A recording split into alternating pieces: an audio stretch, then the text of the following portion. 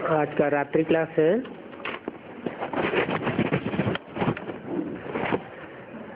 21 अक्टूबर 1967। बच्चे और बच्चियां बैठी हैं। इस विचार से बैठी है कि बाबा आया कि आया, बाप दादा आया कि आया। नाम ही प्रजापिता है।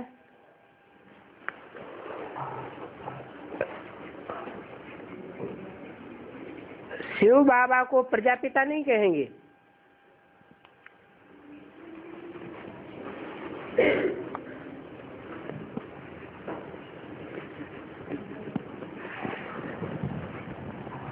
शिव बाबा है रूहानी पिता।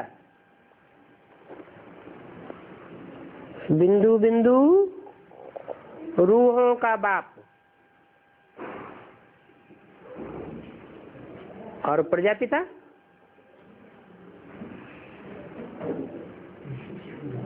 शिव बाबा तो रूहानी बाप है, रूहों का बाप है।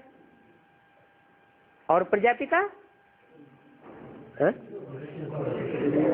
देह अभिमानियों का बाप है। प्रजापिता जो 500-700 करोड़ प्रजा है, उन सब का बाप है। तो देखो, एक रूहानी बाप और एक जिस्मानी बाप। जिस्मधारियों का बाप और रूहों का बाप, या यूं कहें एक देहधारियों का बाप, जिनकी बुद्धि देह में धरी रहती है, और एक रूहानी बाप। भले देहधारी में आता है तो भी रूहानियत की बुद्धि रहती है, देह में बुद्धि नहीं जाती। वो है रूहानी पिता। अब किसकी याद में बैठना चाहिए? रूहानी बाप की याद में बैठना चाहिए या जिस्मानी बाप की याद में बैठना चाहिए? जिसकी याद करेंगे वैसे ही बन जाएंगे। जिस्मानी बाप को याद करेंगे तो देह अभिमानी बन जाएंगे। रूहानी बाप को याद करेंगे तो रूह, ज्योति बिंदु, आत्मा, निराकारी, निर्विकारी, निरहंकारी बन जाएंगे।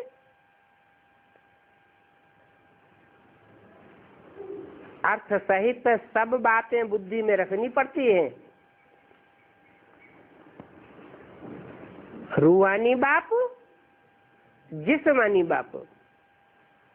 बाप आते हैं इस रथ पर,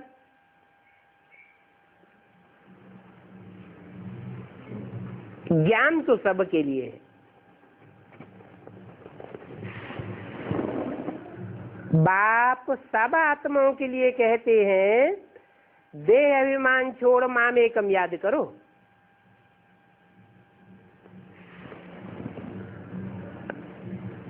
जो कहते हैं वो गाया ही जाता है निराकारी बाप।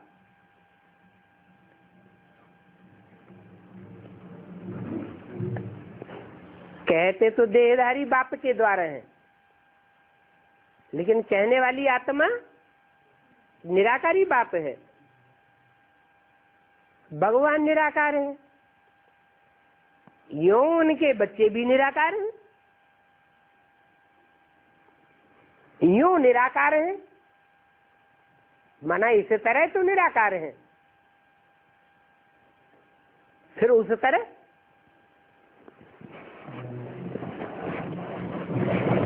निराकार है। यह देह में बुद्धि धरी रहती है।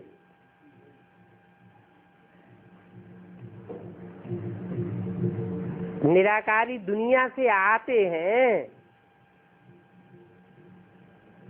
निराकारी बाप भी आते हैं,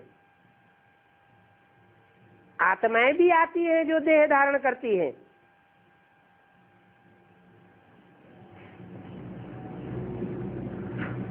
एक ही लोक से आते हैं। फिर एक रूहानी और बाकी सब जिस्मानी क्यों बन जाते? क्योंकि एक जन्म मरण के चक्र में नहीं आता है और सब जन्म मरण के चक्र में आते हैं।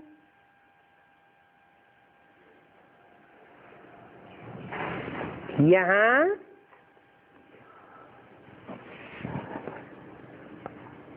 इस दुनिया में उनको जैसे कि ये शरीर है ही नहीं। किनको? निराकारी बाप को।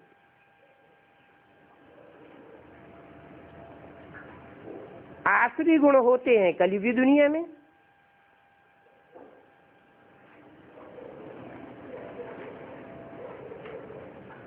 सतीगी दुनिया में मनुष्यों में दैवी गुण होते हैं, उनको देवता कहा जाता है, मनुष्य नहीं कहा जाता। क्या अंतर हो गया? देह सतयुग में भी होती है और देह कलयुग में भी होती है। अंतर क्या पड़ गया जो उनको देवता कहा जाता है और उनको मनुष्य कहा जाता है?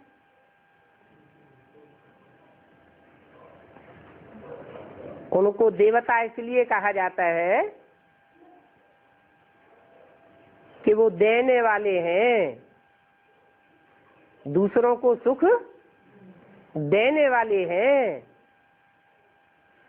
कोई को दुख देने वाले नहीं है। देहभान से होता है दुख और आत्माभिमान से होता है सुख। ये सब बातें बच्चों की बुद्धि में हैं। बच्चे जानते हैं, अभी नॉलेज मिलती है। बाप कहते हैं मनमना भव मध्याजी भव। पहले मनमना भव क्यों?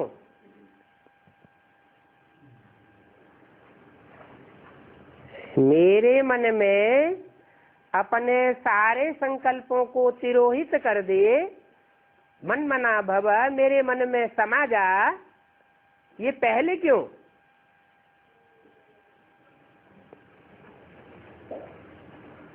जहां हमारा मन होगा वहां हमारा तन होगा, जहां हमारा मन होगा वहां हमारा धन होगा। ये हिसाब है।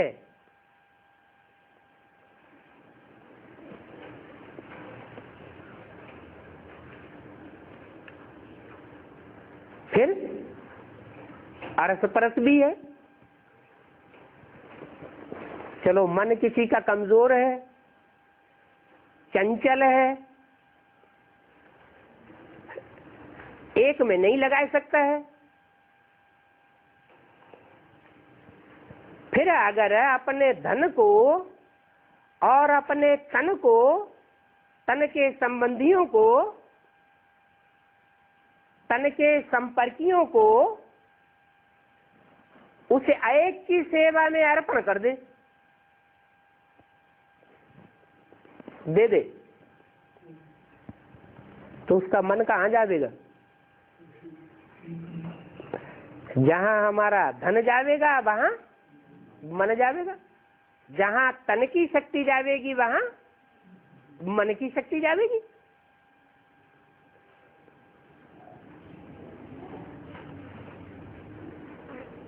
मन जरूर जावेगा। मन जावेगा जैसे आत्मा पहुंच गई। फिर वेदों में भी लिखा है मन रेव आत्मा।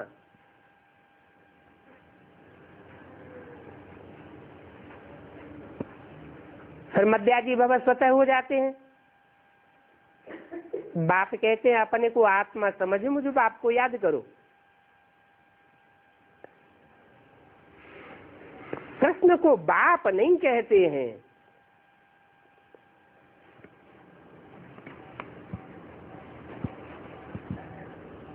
किसको बाप कहते हैं?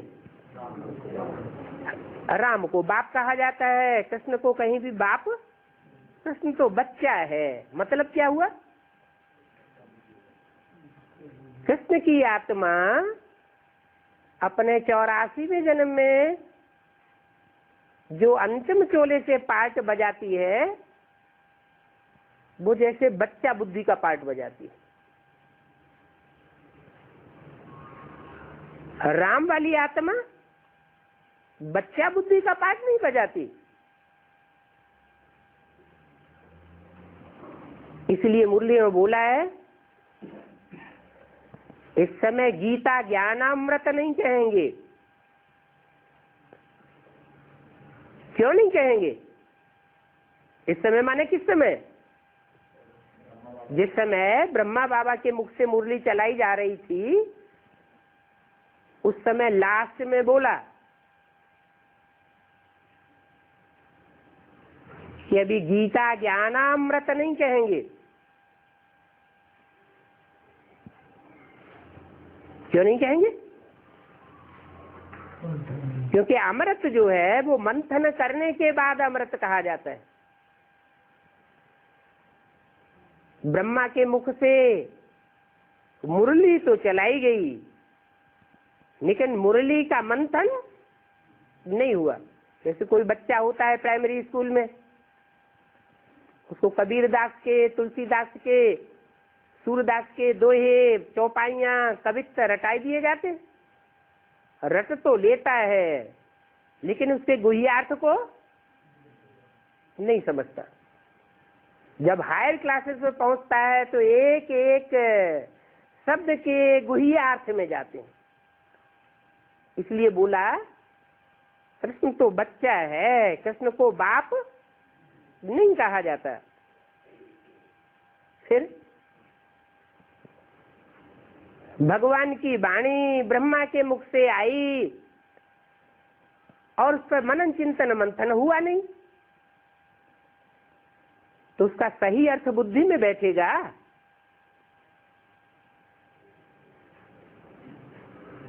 समझा ही नहीं किसी ने। जैसे सन 76 की बात बोली, 66 में आने वाले 10 वर्षों में दुनिया का विनाश हो जाएगा, लक्ष्मी नारायण का जन्म हो जाएगा।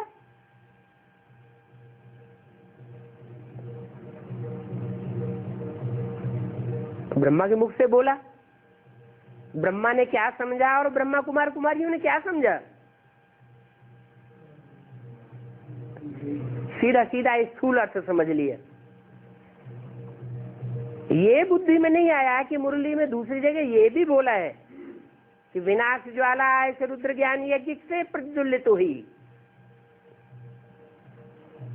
या बाहर की दुनिया से प्रज्वलित हुई है? यज्ञ से प्रज्वलित हुई। माने ब्राह्मणों की दुनिया के लिए बाबा सारी बातें बोल रहे थे। बाहर की दुनिया के लिए बाबा पढ़ाने के लिए नहीं आया है। तो ऐसी ढेर सारी बातें हैं जो मुरली का गुह्यार्थ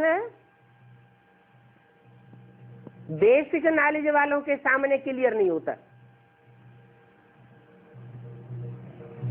वही बेसिक वाले बच्चे जिनके लिए हर मुरली में ये डायरेक्शन दिया जाता है, मन मना भव, रूहानी बाप को याद करो, अपने को रूह समझो। तो जिन्होंने अपने को बिंदु समझा और बिंदु बिंदु आत्माओं के बाप ज्योति बिंदु शिव को याद किया, उनकी बुद्धि सूक्ष्म बन गई। सूक्ष्म को याद करेंगे तो बुद्धि कैसी बनेगी? सूक्ष्म बनेगी। सूक्ष्म ज्योति बिंदु चैतन्य आत्मा को याद करेंगे तो बुद्धि कैसी बनेगी? जड़ बनेगी या चैतन्य बनेगी? चैतन्य बनी।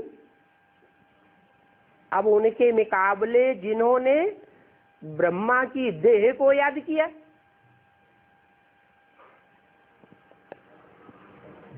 ब्रह्मा की गोद को याद किया,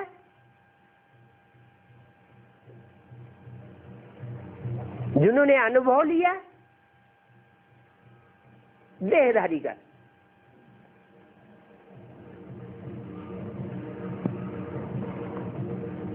मुरली सुनते समय ब्रह्मा बाबा देखने में आता था, मुरली की तरफ ध्यान ही नहीं जाता था। तो जिन्होंने देह का सुख लिया और देह के सुख में रमण करने लगे, उनके लिए मुरली में क्या बोला? बच्चे किसकी गोद में आए हो?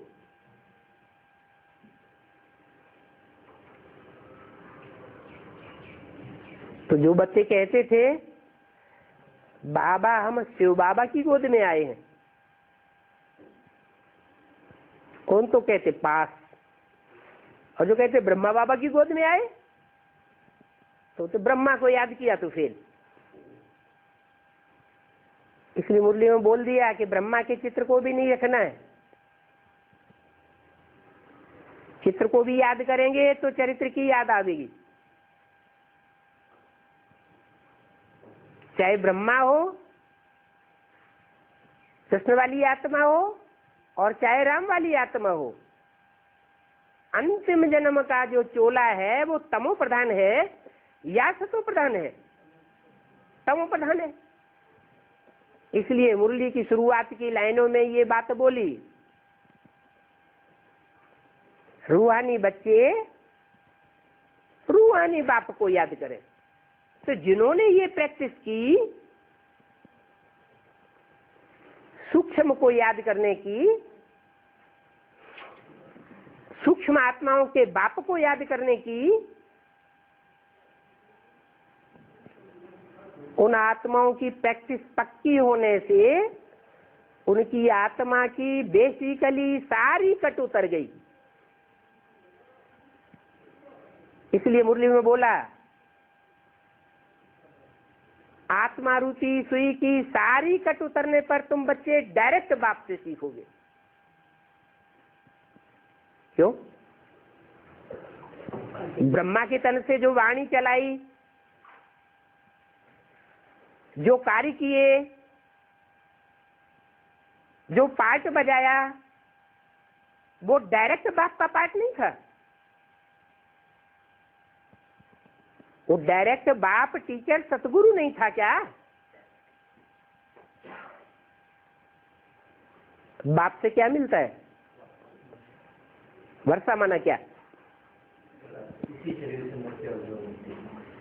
वर्षा माना सुख और शांति का वर्षा मिलता है बेहद की बाप से। ये कोई भी धर्म पिताएं सुख शांति का वर्षा नहीं दे सके। 2500 वर्ष की हिस्ट्री ये बताती है। सब इस सृष्टि पर आए और दुख की दुनिया में लौट गए। दुनिया और ही ज्यादा दुखी होती चली गई। किसी को सुख शांति के वर्षे की अनुभूति नहीं हुई। एक ही रूहानी बाप है। जब इस सृष्टि पर आता है बाप के रूप में, टीचर के रूप में, क्लैरिफिकेशन देता है। एक एक शब्द का, वाक्य का हिज्जे हिज्जे करके समझाता है। और गुरु के रूप में मन बुद्धि की सदगति करता है। मन बुद्धि गतिशील हो जाती है। बुद्धि जामड़ी न रहे, गतिशील हो जाए, मनन चिंतन मंथन वाली हो जाए। जिन अर्थों में कहा जाता है मनुष्य, मनु की औलाद, मनु माने ब्रह्मा। तो असली अर्थों में जब हम श्रेष्ठ मनुष्य ब्राह्मण बने, तब पुरुषार्थ करते करते संपन्न स्टेज पर पहुंच करके संपूर्ण ब्राह्मण सो देवता बन सकते हैं। तो डायरेक्ट बाप से सीखना कब होता है? जब आत्मा रूपी सुइयों की कट उतरती जाती है, तो जिनकी जिनकी कट उतरती जाती है वो एडवांस में क्लास ट्रांसफर होते जाते और वो डायरेक्ट बाप से पढ़ाई पढ़ते,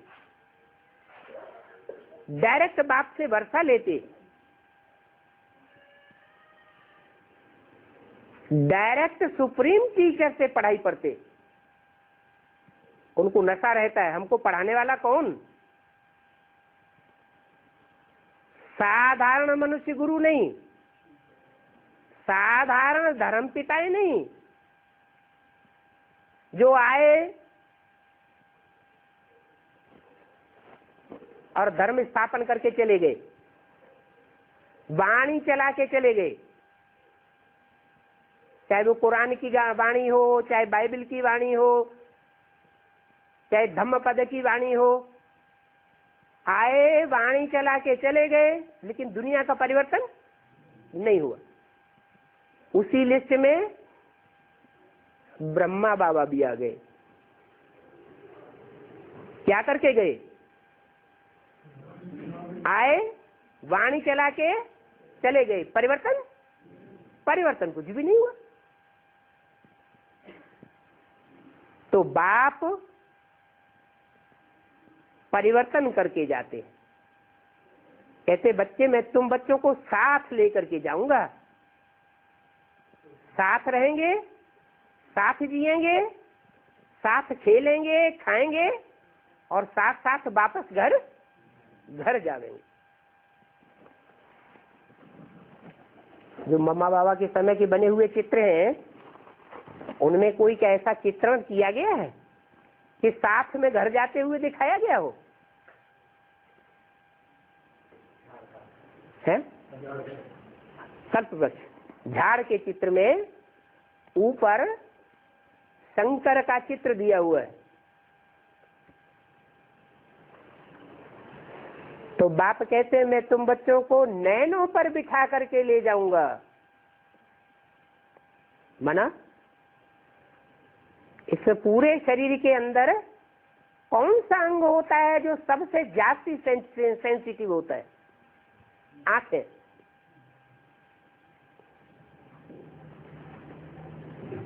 तो दृष्टि से सृष्टि सुधरने की बात है, लेकिन मनुष्यों की दृष्टि से सृष्टि नहीं सुधरती। किसकी दृष्टि से सृष्टि सुधरती है? स्वयं भगवान बाप इस सृष्टि पर जब आता है, तब उसकी निराकारी, निर्विकारी, निरहंकारी दृष्टि से सारी सृष्टि सुधरती है, नंबरवार पुरुषार्थ अनुसार। तो बाप के रूप में आते हैं। कृष्ण तो बच्चा है। मुरली में कहीं भी ये नहीं कहा कृष्ण बाप को कहा जाता है, कहीं बोला नहीं। सदैव क्या बोला? कृष्ण बच्चा है। यहाँ संगम युग में भी बच्चा है और वहां सतयुग में भी बाप का बच्चा होगा। कि बच्चे की बच्चा बुद्धि ये नहीं चलेगी कि सतयुग में पैदाइश कैसे होगी। जो बाप का पार्ट होगा उसकी बुद्धि में ये बात चलेगी कि सतयुग में पैदाइश कैसे होगी। या बाप समान जो भी बच्चे होंगे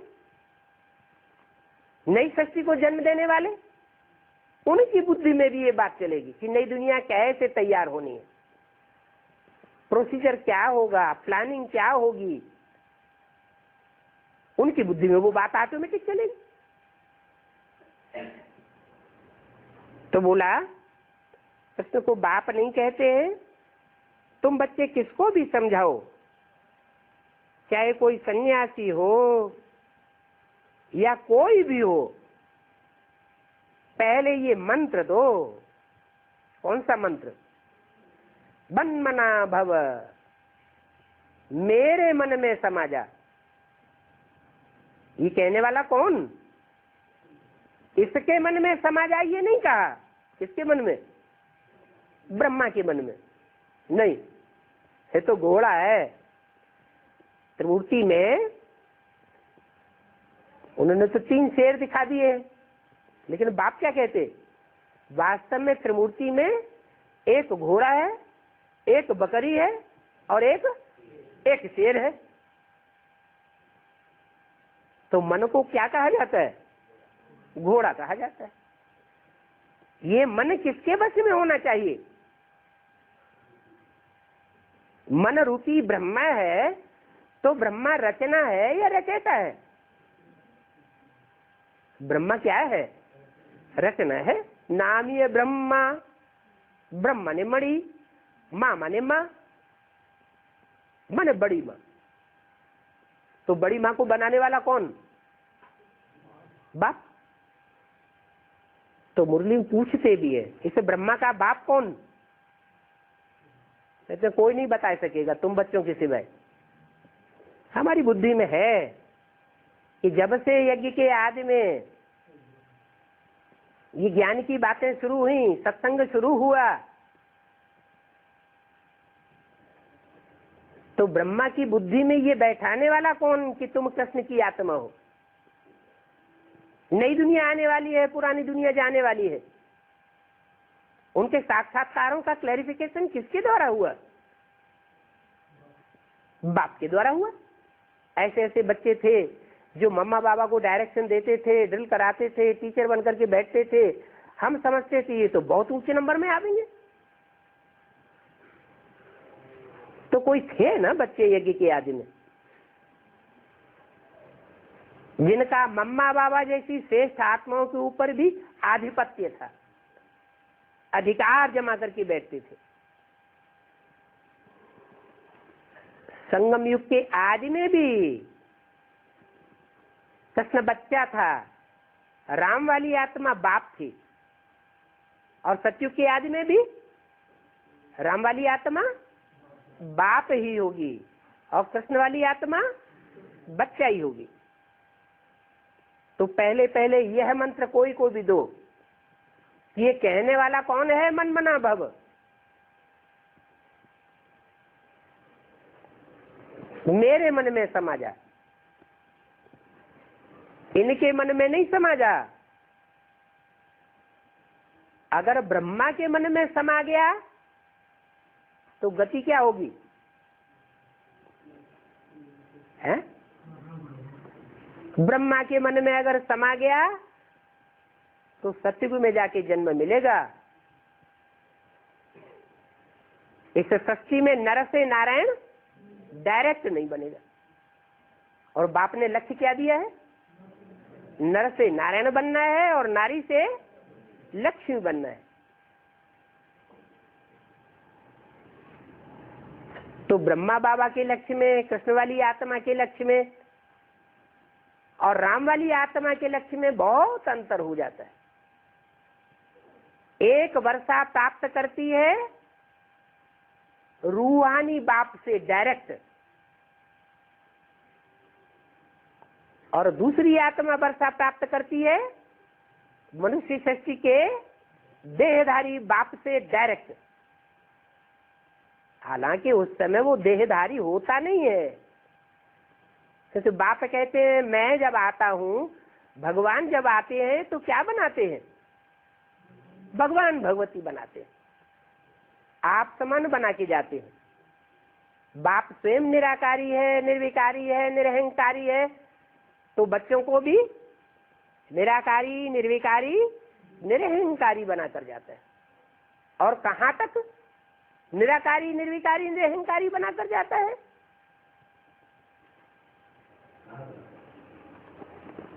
जो उपलब्धि बड़े से बड़ी बताई, जो उपलब्धि और किसी धर्मवंशियों को नहीं हुई। अतीन्द्रिय सुख पूछना हो तो गोप गोपियों से पूछो। अतीन्द्रिय सुख का मतलब इंद्रियों से परे का सुख। लक्ष्मी नारायण के चित्र में राधा कृष्ण खड़े हैं नीचे और लक्ष्मी नारायण खड़े हैं ऊपर।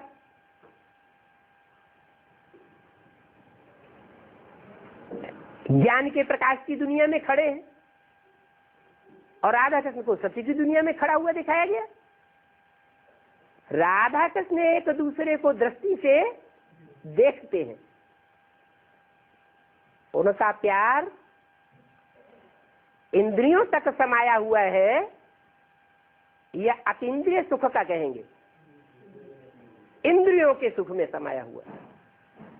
उनके द्वारा जो भी सृष्टि पैदा होगी बल श्रेष्ठ सृष्टि है, श्रेष्ठाचारी इंद्रियों की सृष्टि है, लेकिन फिर भी अतीन्द्रिय सुख की सृष्टि नहीं कही जाएगी। कैसे सुख की सृष्टि कहेंगे? इंद्रियों के सुख वाली सृष्टि। तो इंद्रियों का जो सुख है, चाहे भले श्रेष्ठाचारी इंद्रियां हो, वो नीचे गिराने वाला होगा या ऊपर उठाने वाला होगा? नीचे गिराए। बल चौथाई कला पहले जन्म में नीचे गिरती है, लेकिन फिर भी नीचे तो आना होता है ना। और जो लक्ष्मी नारायण है वो एक दूसरे की तरफ दृष्टि से भी नहीं देखते, उनका अतीन्द्रिय सुख है, माने इंद्रियों से परे की स्टेज का सुख है। न ज्ञानेंद्रियों से सुख भोगते हैं, न कर्मेंद्रियों से सुख भोगते हैं। ऐसा वाइब्रेशन मात्र से एक दूसरे का प्यार खींचने वाले हैं। जैसे कि दिल से दिल को राहत होती है, देह का अंश मात्र भी देह भान नहीं। ऐसी सच्ची स्थापन करने के लिए वो रूहानी बाप आता है। किसमें आता है? जो भी देह अभिमानी मनुष्य हैं, उन देह अभिमानी मनुष्यों के बाप में आता है। तो देह अभिमानियों का जो बाप है वो ही 100% आत्मिक स्थिति में स्थित हो जाए तो फिर दुनिया बचेगी क्या? दुनिया भी रूहानी हो जाएगी। तो संगम युग, इसको नाम दिया है पुरुषोत्तम संगम युग। जो भी पुरुषों में उत्तम से उत्तम आत्माएं हैं, उनकी यादगार रुद्र यज्ञ रचा जाता है।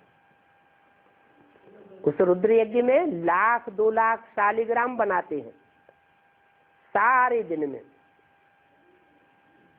उत्तम से उत्तम आत्माएं हैं। लोग शालिग्राम को भगवान समझ लेते हैं, भगवान नहीं होते। भगवान आकर उनको आप समान भगवान भगवती जैसा बनाए देते हैं, निराकारी, निर्विकारी, निरहंकारी। तो बताया कि तुम किसको भी समझाओ, चाहे सन्यासी आओ या कोई भी हो, पहली बात यही समझाओ कि रूहानी बाप को याद करो। राम और कृष्ण ये रूहानी आत्माएं नहीं है, रूहानी बाप नहीं है। अगर ये रूहानी बाप होते तो 63 जन्म में भी इस सृष्टि को पावन बनाया होता। 63 जन्म में खुद भी गिरते गए और इनके फॉलोअर्स भी नीचे गिरते गए। अच्छी रीति समझाए कर, निश्चय कराए कर लिखो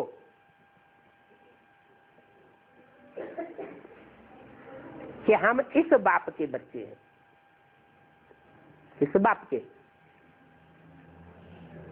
क्या निश्चय करा के लिखो? अच्छी रीति क्या निश्चय कराओ कि हम रूहानी बाप के रूहानी बच्चे हैं। वो ही पतित पावन है, यह पतित पावन नहीं है। पतितों को पावन बनाने वाला यह ब्रह्मा नहीं है, या वो त्रेता वाला राम भी नहीं है। 2 आत्मा है ना। एक है जन्म मरण के चक्र में आने वाली, और एक है जन्म मरण के चक्र से सदैव न्यारी, देह में प्रवेश करती है, देहधारी की इंद्रियों को यूज भी करती है, लेकिन यूज करने के बावजूद भी आंखें जैसे देखते हुए नहीं देखती, कान जैसे सुनते हुए नहीं सुनते, सारी दुनिया ग्लानि करती है। कलंकीधर नाम ही प्रसिद्ध हो गया, कलंक लगाती है। सबसे ज्यादा ग्लानि किसकी होती है? ब्रह्मा की सबसे ज्यादा ग्लानि होती है या शिव बाबा की?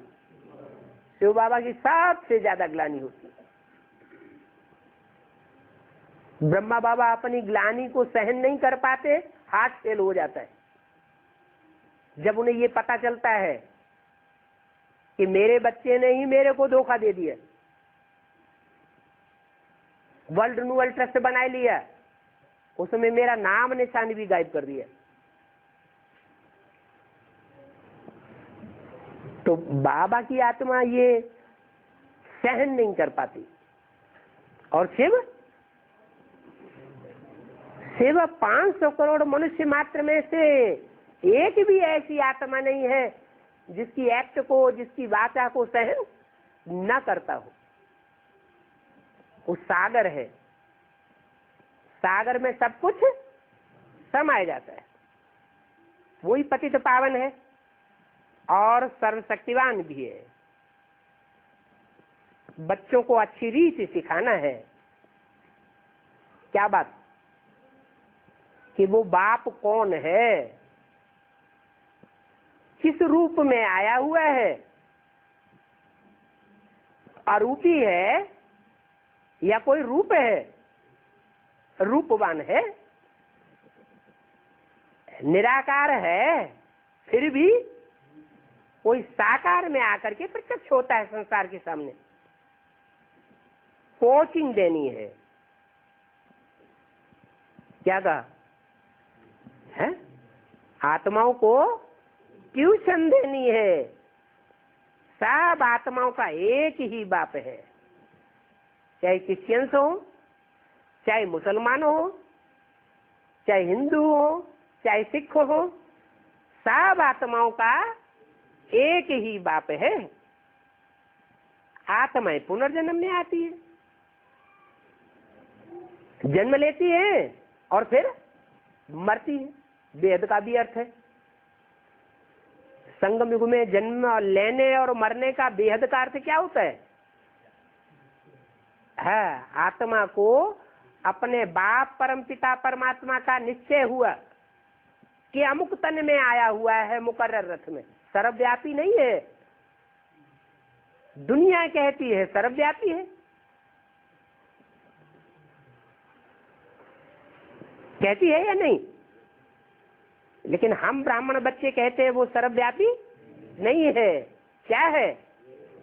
एक व्यापी है। वो तथाकथित बेसिक वाले ब्राह्मण भी क्या कहते हैं?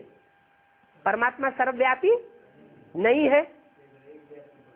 लेकिन उनसे पूछा जाए सर्वव्यापी नहीं है तो एक व्यापी कहाँ है, तो इसका जवाब नहीं दे सकते।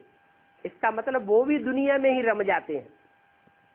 अंदर से प्रश्न का जवाब उनको नहीं मिलता,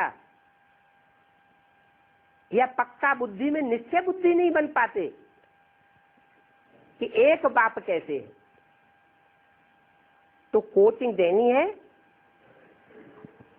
कि आत्माएं पुनर्जन्म में आती है, माना निश्चय अनिश्चय के चक्र में आती है। संगम युग में निश्चय के चक्र में आना माना जन्म लेना। निश्चय बुद्धि हुआ कि इस दुनिया में परम पिता परमात्मा का साकार रूप गीता का भगवान यह है जो सारी सृष्टि का कल्याण करके वापस जावेगा। बीच में वापस जाने वाला धर्म पिताओं की तरह नहीं कि आया राम गया राम हो जाए। वो सारी सृष्टि को परिवर्तन करने वाला है, बीच में जाने वाला नहीं है।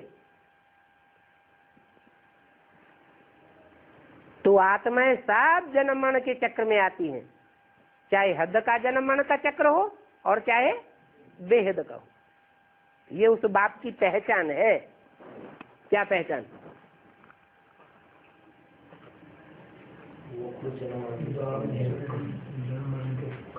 जो सुप्रीम सोल बाप का पार्ट होगा साकार में इस सृष्टि पर,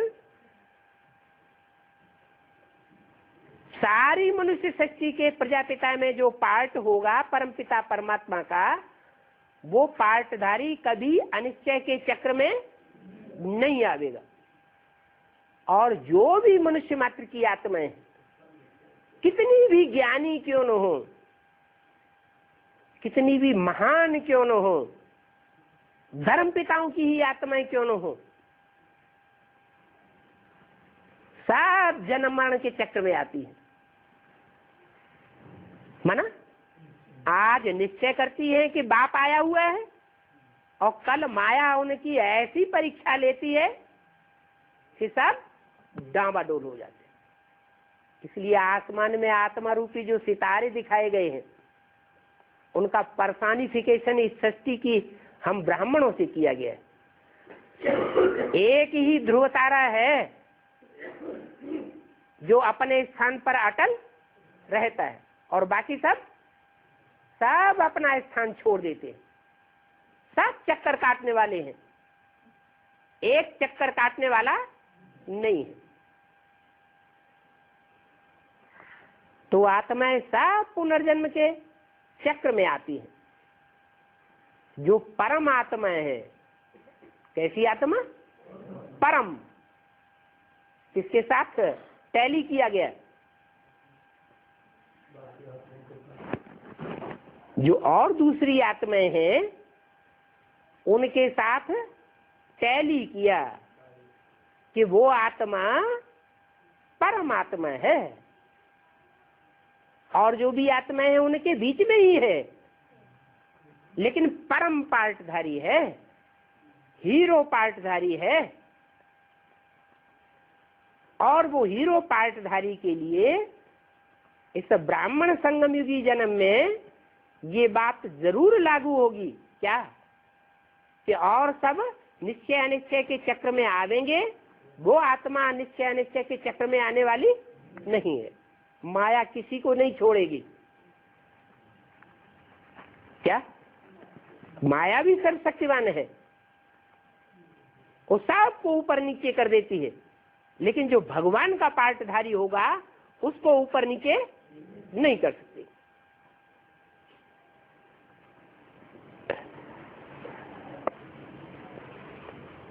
मुख्य है 3 वतन। सूक्ष्म वतन का वातावरण, स्थूल वतन का वातावरण, और निराकारी दुनिया का वातावरण।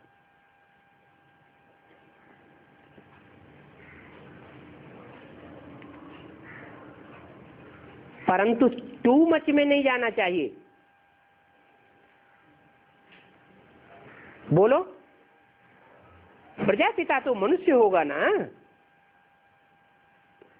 जहां प्रजा होगी वहां प्रजापिता होगा। ऐसे थोड़े ही कि ब्रह्मा के तन में आकर वाणी चलाते थे तो ब्रह्मा कोई प्रजापिता था। अगर प्रजापिता होता तो ब्रह्मा कुमारी विद्यालय का नाम शुरुआत से क्या होता? प्रजापिता ब्रह्मा कुमारी ईश्वरी विश्वविद्यालय होता। लेकिन नाम क्या पड़ा? ब्रह्मा कुमारी विद्यालय पड़ा। फिर ब्रह्मा को शरीर छोड़ना पड़ा साकार, सूक्ष्म वतनवासी हुआ। सूक्ष्म वतन में प्रजा होती है क्या? सूक्ष्म वतन में थोड़ी प्रजा रची जाती है। तो प्रजा तो इस शक्ति पर है। प्रकट रूपेण जायते इसी प्रजा कहते हैं, जिसकी प्रकट रूप में रचना भगवान आकर के करते हैं। कैसे करते हैं? एक एक आत्मा की बुद्धि में ज्ञान बैठता है कि मैं देह नहीं हूं, मैं आत्मा हूं। हर आत्मा की बुद्धि में ये ज्ञान बैठ जाता है कि मैं सत्य रूपी रंगमंच में एक पार्टधारी हूं, मैं ये पार्ट बजाने वाली आत्मा हूं, इस धर्मखंड में पार्ट बजाने वाली हूं, इस टाइम पर पार्ट बजाने वाली हूं, इतने जन्म का पार्ट बजाने वाली आत्मा हूं।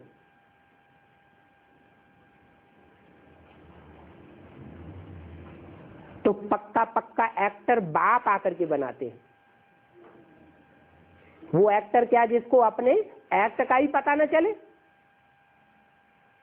आत्मा है और आत्मा को अपने अनेक जन्मों का एक्ट का ही पता न चले, तो उस आत्मा को कैसा एक्टर कहेंगे? बेवकूफ एक्टर। तो हम सब आज बेवकूफ एक्टर बन गए। अभी बाप आए हैं, बताते हैं कि मुख्य एक्टर्स का पार्ट क्या है। मुख्य एक्टर्स हैं इस ड्रामा के दो, जगत पिता और जगदम्बा। बाकी और भी एक्टर्स बाई प्लॉट है। इब्राहिम, बुद्ध, क्राइस्ट, गुरु नानक, ये भी एक्टर्स मुख्य हैं, तो उनका पार्ट बताते हैं।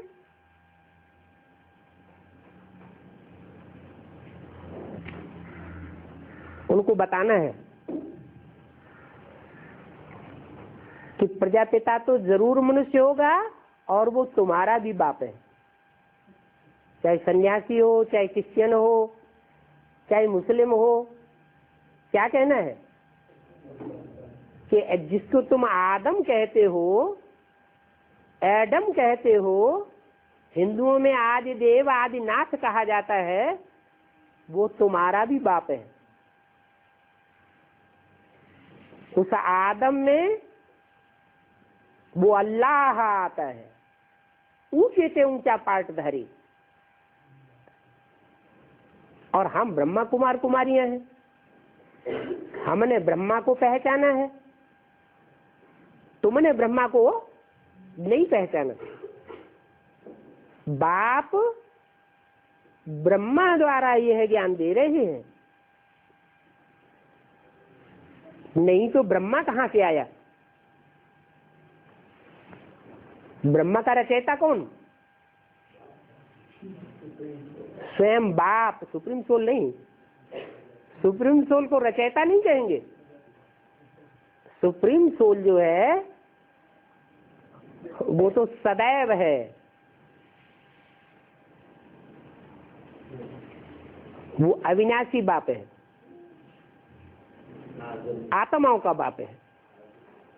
बिंदु बिंदु आत्मा है, वो कभी रची नहीं जाती, और बिंदु बिंदु आत्माओं का बाप भी कभी रचा नहीं जाता। वहां रचयिता और रचना का सवाल ही नहीं है। रचयिता रचना का सवाल तब होता है जब वो निराकार से वह साकार शरीर में प्रवेश करता है, तब कहा जाता है ब्रह्मा कुमार कुमारी। तो ब्रह्मा तो चाहिए ना, जबकि शूद्र से ब्राह्मण बनते हैं। ब्रह्मा द्वारा ही रचना होती है मनुष्य सृष्टि की,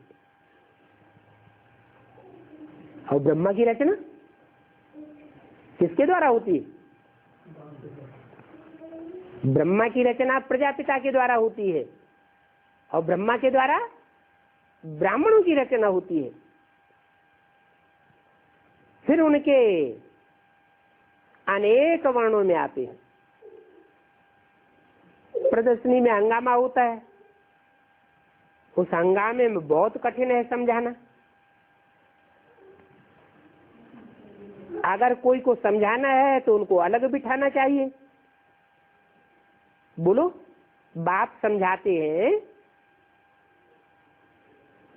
हम नहीं समझाते हैं। आपको संशय नहीं आना चाहिए,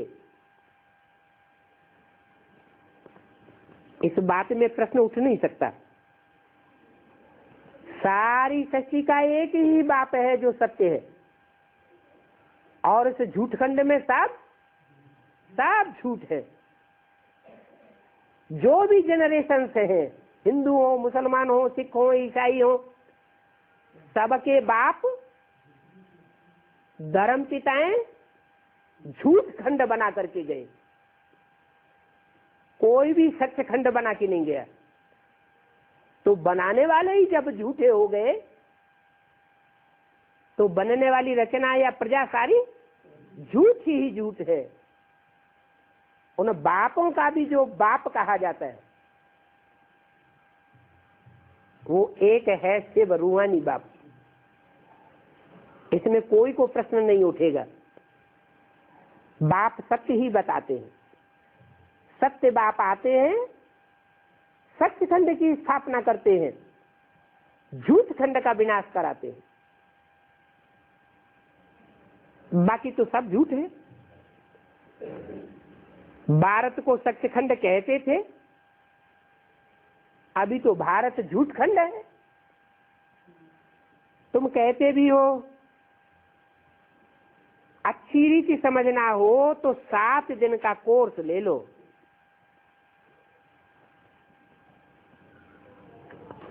पूरा कोर्स लेंगे तो फोर्स बढ़ेगा। मुसलमान आदि कोई भी हो, सबका बाप है ना।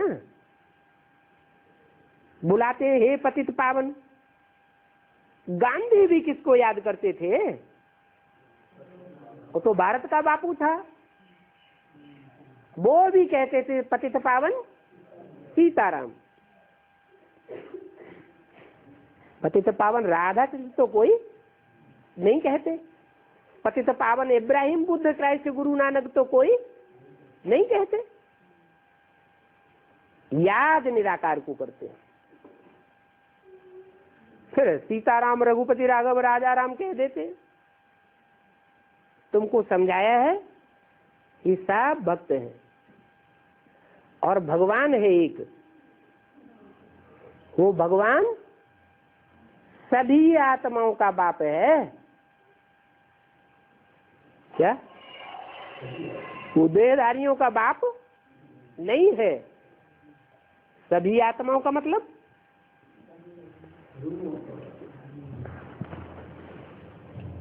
कीट, पशु, पक्षी, पतंगे, ये आत्मा है या नहीं है? ये भी तो मूल रूप में आत्मा है। उन सब का वो एक बाप है।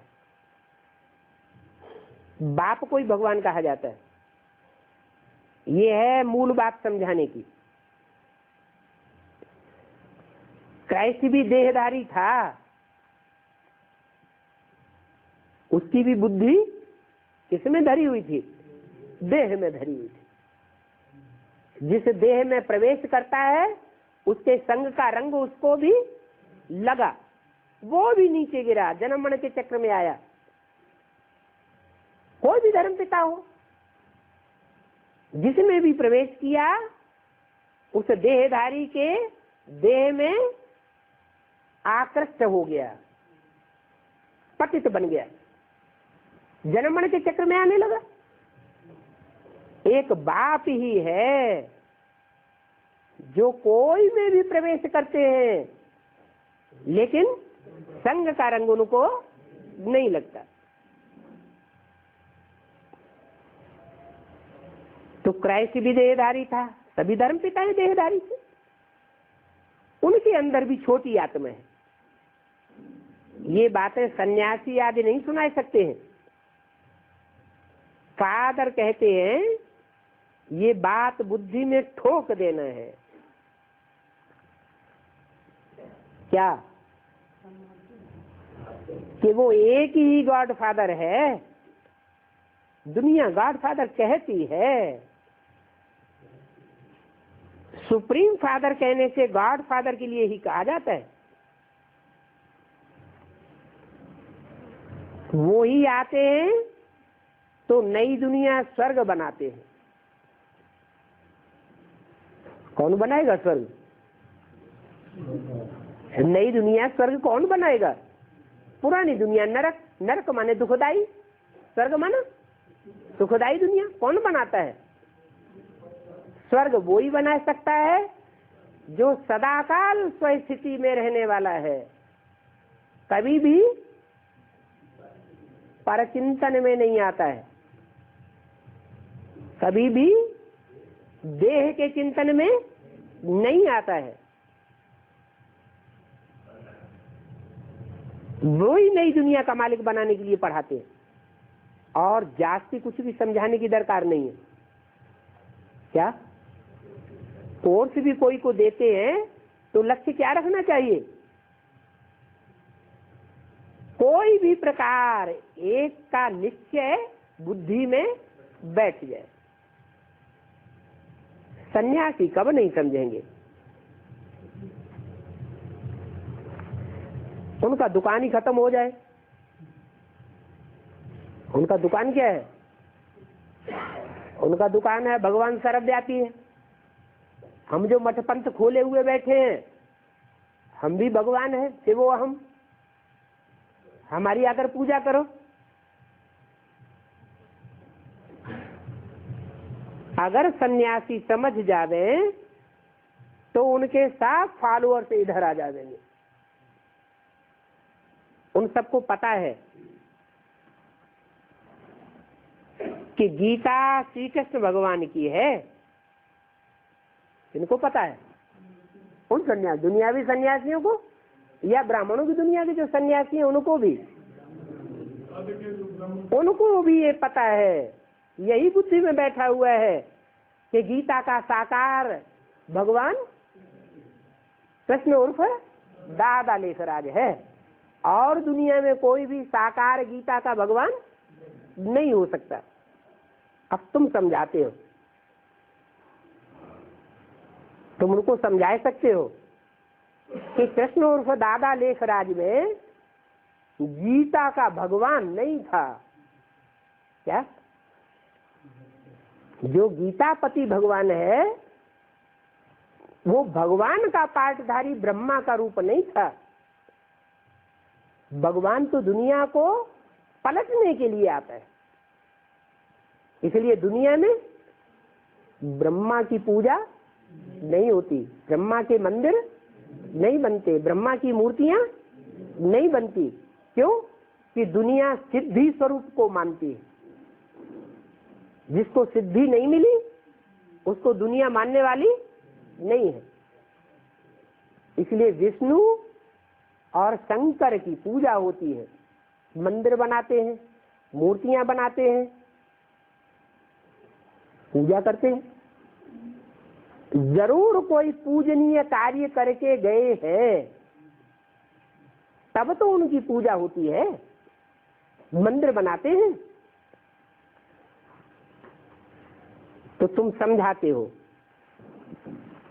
कि कृष्ण में ज्ञान नहीं था। अरे तो कृष्ण के फॉलोअर्स तो हमारे ऊपर चढ़ बैठेंगे। तुम कहेंगे कि उनमें ज्ञान नहीं था, तो इस बात को मानेंगे? और नहीं मानने वाले। फिर उनसे पूछना चाहिए कि अगर कृष्ण में ज्ञान था तो तुम्हारे में भी आया होगा नई सृष्टि का ज्ञान। तो बताओ राधा कृष्ण को जन्म देने वाले कौन होंगे? नई सृष्टि होगी तो नई सृष्टि में राधा कृष्ण को जन्म देने वाले जो रचयिता माँ बाप होंगे वो उनसे ज्यादा पावरफुल होंगे या कम पावरफुल होंगे? ज्यादा पावरफुल होने चाहिए। वो कौन होंगे? उनकी बुद्धि में ये बात आने वाली नहीं है, क्योंकि वो खुद ही नई सृष्टि में जन्म लेने वालों की लिस्ट में है, जन्म देने वालों की लिस्ट में नहीं है। ओम शांति।